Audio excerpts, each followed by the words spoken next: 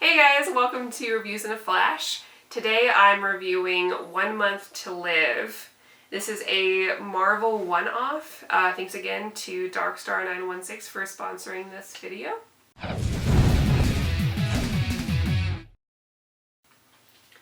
So this was really cool. I've never heard of this and I was really surprised. Now this is very reminiscent of stories like Marvel's, where you have a main character of a story who is not directly related to any of these Marvel characters or stories. He's just a regular guy. So the story revolves around Dennis Sykes.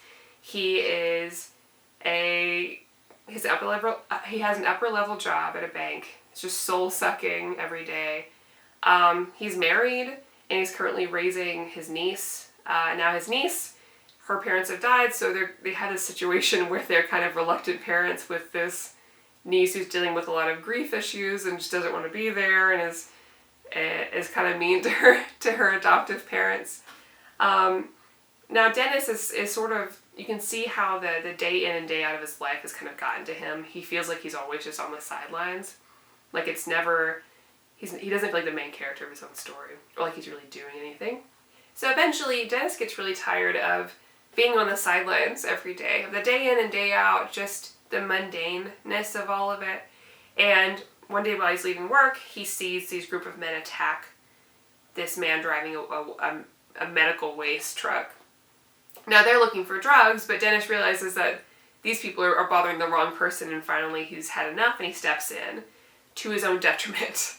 So in the midst of that, the guys are all just like walloping on him and they pour a bunch of some medical waste down Dennis's throat. Around this moment, the Fantastic Four show up and save him, but it's a little too late for Dennis. So he wakes up in Mr. Fantastic's lab, and Mr. Fantastic lets him know that, unfortunately, all this medical waste inflamed all the cancer within his body. So he already had just existing cancer within him, but maybe it wasn't going to be fatal. But this medical waste just really transformed the inside of his body, and now he only has 1 month to live. So shortly after that, however, there's kind of a pro to this situation, and Dennis develops the ability to transform and change matter. So when this happens, he thinks, okay, maybe I can do something good. I can help my family. I can make a difference in the world. So when Dennis, throughout the rest of these weeks of his life, there's different situations where Dennis is working with various superheroes, be it Spider-Man, Wolverine, Fantastic Four, the Avengers. In between, saving the world and the universe and, doing some good, he's also balancing his home life. So his wife is really starting to come to terms with the fact that, her husband's dying and is going to leave her alone with this niece who is also just still dealing with her own grief and doesn't know how to handle potentially losing another parent, So it's interesting to see how that works and how that comes together. Honestly, I thought it was a really beautiful story. Hands down a 10 out of 10 book for me. This hit all the right notes for me. I love reading about the regular people in the superhero universe and what happens to them and how they get affected by things. And it was a beautiful one-off. You don't have to have read any other Marvel to read this. By the end of the book, I was crying.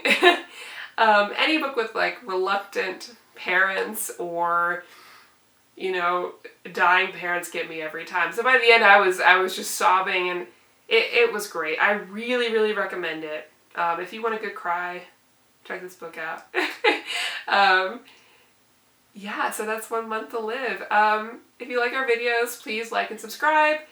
Comment down below. Let us know what you think if you've read this book before, or if you have any recommendations of where to go from this. We also have a Patreon. You can check out the description below, more about that, on how to support us, and vote on future videos and see some behind the scenes. As usual, thank you again so much. See you next time.